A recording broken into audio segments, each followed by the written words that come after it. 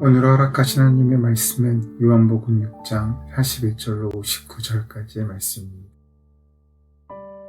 자기가 하늘에서 내려온 떡이라 하심으로 유대인들이 예수에 대하여 수군거려 이르되 이는 요셉의 아들 예수가 아니냐. 그 부모를 우리가 아는데 자기가 지금 어찌하여 하늘에서 내려왔다 하느냐.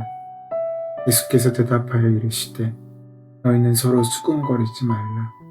나를 보내신 아버지께서 이끌지 아니하시면 아무도 내게 올 수 없으니 오는 그를 내가 마지막 날에 다시 살리리라. 선지자의 글에 그들이 다 하나님의 가르치심을 받으리라 기록되었은즉 아버지께 듣고 배운 사람마다 내게로 오느니라. 이는 아버지를 본 자가 있다는 것이 아니니라. 오직 하나님에게서 온 자만 아버지를 보았느니라. 진실로 너희에게 이르노니 믿는 자는 영생을 가졌나니 내가 곧 생명의 떡이니라. 너희 조상들은 광야에서 만나를 먹었어도 죽었거니와 이는 하늘에서 내려오는 떡이니 사람으로 하여금 먹고 죽지 아니하게 하는 것이니라. 나는 하늘에서 내려온 살아있는 떡이니 사람이 이 떡을 먹으면 영생하리라. 내가 줄 떡은 곧 세상의 생명을 위한 내 살이니라 하시니라. 그러므로 유대인들이 서로 다투어 이르되 이 사람이 어찌 능히 자기 살을 우리에게 주어 먹게 하겠느냐. 예수께서 이르시되 내가 진실로 너희에게 이르노니 인자의 살을 먹지 아니하고 인자의 피를 마시지 아니하면 너희 속에 생명이 없느니라. 내 살을 먹고 내 피를 마시는 자는 영생을 가졌고 마지막 날에 내가 그를 다시 살리니 내 살은 참된 양식이요 내 피는 참된 음료로다. 내 살을 먹고 내 피를 마시는 자는 내 안에 거하고 나도 그 안에 거하나니 되신 아버지께서 나를 보내심에 내가 아버지로 말미암아 사는 것 같이 나를 먹는 그 사람도 나로 말미암아 살리라. 이것은 하늘에서 내려온 떡이니 조상들이 먹고 죽은 그것과 같지 아니하여 이 떡을 먹는 자는 영원히 살리라. 이 말씀은 예수께서 가버나움 회당에서 가르치실 때에 하셨느니라. 예수님께서 여러 표적을 행하시자 현실적인 문제를 해결하기 위하여 예수님을 찾은 많은 사람들 중에 그들은 땅의 문제를 해결할 기대를 가지고 모인 사람들은 예수님의 말씀에 오히려 실망하게 되었습니다. 그들은 자신들이 갖고 있던 빵과 양식의 문제를 예수님으로부터 해결받을 수 있을 것이라고 기대했습니다. 예수님께서는 그들에게 그들이 예수님을 찾는 이유를 표적 때문이 아니라 떡을 먹고 배부른 까닭이라고 말씀하셨습니다. 그래서 그들의 요구를 거부하십니다. 예수님께서는 자신을 찾는 무리에게 현실적인 문제 해결보다 더 근본적인 문제를 해결해 주시기를 원하신 것입니다. 빵의 문제를 해결하기 위해서는 줄인 자에게 계속해서 빵을 공급해 주어야 하셨지만 예수님께서는 결코 줄이지 않은 빵을 주시겠다고 말씀하셨습니다. 그 빵이 바로 자신이라고 밝히셨는데 이로 인해 사람들은 옹성거리기 시작했습니다. 사람들이 예수님의 말씀을 듣고 수군거린 까닭은 예수님이 하나님께서 보내셔서 하늘에서 내려왔다고 말씀하셨기 때문입니다. 갈릴리 사람들이 갈릴리 출신의 예수님을 모를 리가 없습니다. 요셉의 아들 예수가 아니냐, 목수의 아들 목수가 아니냐 하는 뜻을 갖고 있는 말입니다. 사람들은 예수님의 동정녀 탄생과 성장 또 공생애의 과정을 알지 못했습니다. 그래서 그런 그들에게 예수님은 그저 인간으로 보였습니다. 예수님께서는 자신이 하나님의 보내심을 받았음을 적으로 알려주셨음에도 불구하고 사람들은 여전히 예수님을 그저 선지자 정도로 생각하고 있었던 것입니다. 예수님께서는 하늘로부터 내려오신 생명의 떡이십니다. 유대교 지도자들은 예수님의 말씀에 수군거립니다.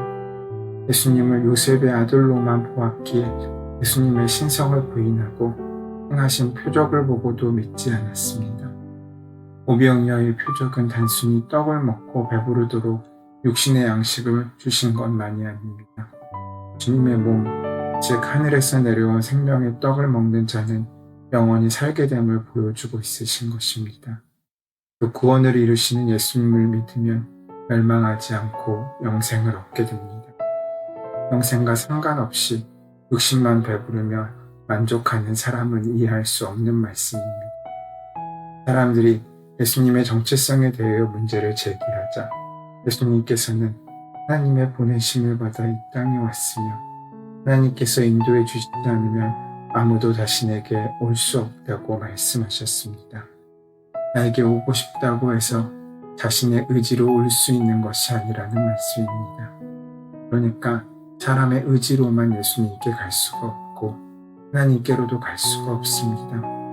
예수님께서는 자신을 목수 요셉의 아들이라 간주하고 하나님의 아들임을 인정하지 않는 자들에게 일침을 가하고 있으신 것입니다. 우리가 성부와 성자께 갈 수 있는 것은 하나님께서 부르셨기 때문에 가능합니다. 하나님께서 허락하지 않으셨다면 우리는 감히 하나님 앞에, 예수님 앞에 나아갈 수 없는 것입니다. 오병이어 표적을 통해서 이를 행하신 예수님과 떡을 먹는 자의 관계가 드러나게 됩니다. 예수님은 하늘에서 내려온 떡이며 그분의 몸에 참여한 사람은 영생을 얻습니다. 그것은 유대인들이 지금 구하고 있는 썩어질 양식과 구별되는 참된 양식입니다. 예수님을 영접하는 자는 영생을 얻을 뿐만 아니라 예수님이 그 안에 그가 예수님 안에 거하는 영적인 상호관계를 맺고 살게 되는 것입니다. 이는 조상들이 먹고도 죽은 만나나 유대인들이 원한 육의 양식과는 근본적으로 다른 것입니다. 예수님 당신 그 자신, 즉 생명의 떡을 먹으면 영원히 살게 되기 때문입니다. 주님은 우리 육신의 목마름과 허기를 채워주시기 위해서가 아니라 영적 갈증을 해결해주고 영원한 생명을 주시기 위해 오신 것입니다. 예수님께서는 하나님의 이끄심으로 자신에게 오는 자들에게 또 다른 은혜를 주시겠다고 선포하셨습니다.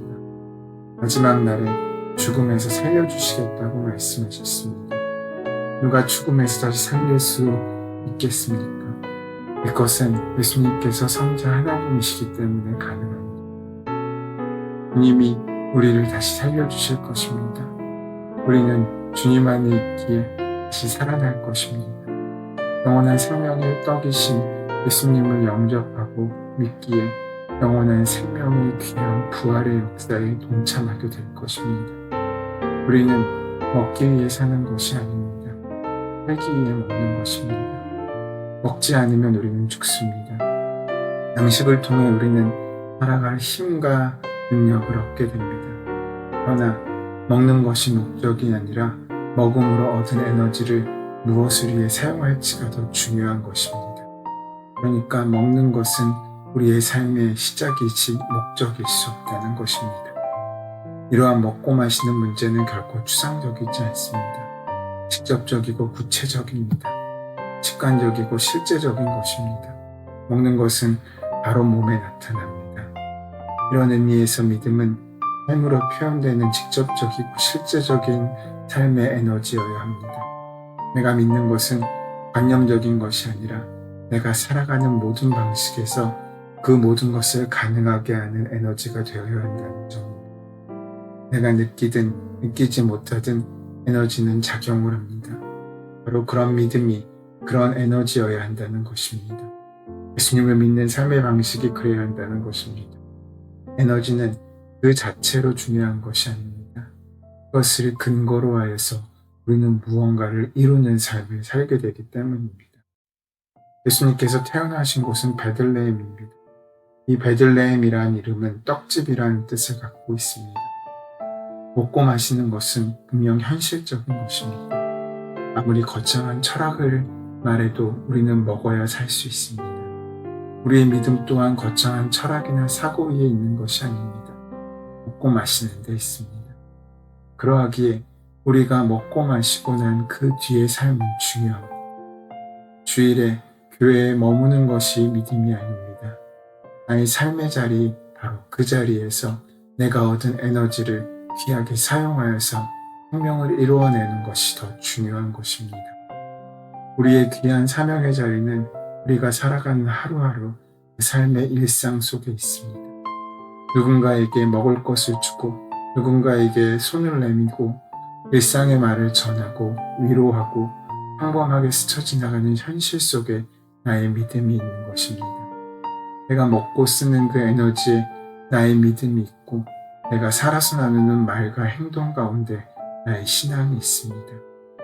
특별한 장소, 특별한 시간, 특별한 행동이 신앙의 겉모습이라면 나의 중심은 어쩌면 평범한 일상의 시간, 반복되는 삶의 자리, 아무것도 아닌 것처럼 보이는 지나가 버리는 그 작은 평범한 일상과 주위 사람들 속에 있는지도 모르겠습니다. 오늘 주님은 우리에게 그 작고 평범한 일상의 시간 속에 생명이 있다는 사실을 말씀해주고 있으십니다. 오늘도 우리에게는 현실이 있고 시간들이 있습니다. 우리가 당연하게 여기는 시간들, 마치 먹고 마시는 것처럼 결코 특별하지 않은 내 삶의 어느덧 일상이 되어버린 일들 가운데 하나님의 역사는 일어나고 나의 믿음이 드러나는 것이 내 신앙의 중심인지도 모르겠습니다. 이렇게 우리는 또 하루를 거룩하게 살아야 할 사명을 붙잡고 설 수 있어야 합니다. 생명의 떡 없이 육의 양식으로만 우린 살 수 없습니다. 결코 육의 양식이 무가치하다는 것이 아닙니다. 하지만 떡을 먹고 배고프고자 하는 욕심을 만족시키기 위해 주님을 찾아서는 안 됩니다. 생명의 떡은 이를 알지 못하는 사람에게는 비밀입니다. 예수님의 표적과 설교를 직접 보고 들었음에도 돌이키지 못한 유대인들처럼 생명의 떡을 알지 못하면 예수님의 말씀을 들어도 깨닫지 못한 채 살아갑니다. 유대인들에게는 예수님과 그분이 하시는 일에 대한 믿음이 없었습니다. 그래서 결국 생명을 얻지 못하고 슬피 울며 탄식하게 될 것입니다. 예수님께서는 분명히 말씀하십니다. 믿는 자는 영생을 가졌나니 라고 말합니다. 즉 하나님의 말씀을 믿는 우리는 이미 예수님 안에 거하고 예수님께서 우리 안에 거하시는 귀한 친밀한 가운데 우리가 살고 있기 때문에 하나님의 말씀은 우리 삶을 이끌어 가시고 우리 삶의 참된 양식이 되어야 한다는 것입니다. 오늘 하루도 우리에게 허락되는 그 은혜의 양식을 온전히 붙들고 주님께서 원하시는 선한 뜻을 이루어가는 귀한 삶을 살아가는 저와 여러분 되시기를 소원하고 축원합니다. 네, 주님, 영적인 굶주림으로 죽을 수밖에 없었던 우리를 주님의 피와 살을 허락하셔 주심으로 영원한 생명을 살게 하시는 은혜가 얼마나 귀하고 얼마나 복된 것인지 우리가 깨달아 알고 감사하는 귀한 하루가 될 수 있도록 인도하시고 함께하여 주시옵소서. 그래서 우리에게 참 생명이 되시고 새로운 양식이 되신 주님의 말씀을 온전히 먹고 마시며 그 안에 충만히 거하는 주님을 경험할 수 있도록 역사하시고 인도하여 주시옵소서. 우리 주 예수 그리스도의 이름으로 기도드립니다. 아멘. 오늘 우리에게 허락하신 하나님의 말씀이 이제 나에게 주시는 말씀으로 온전히 만나지기 위하여 허락하신 본문의 말씀을 함께 깊이 묵상하시고 기도하시는 시간 가지도록 하겠습니다. 함께 기도합니다.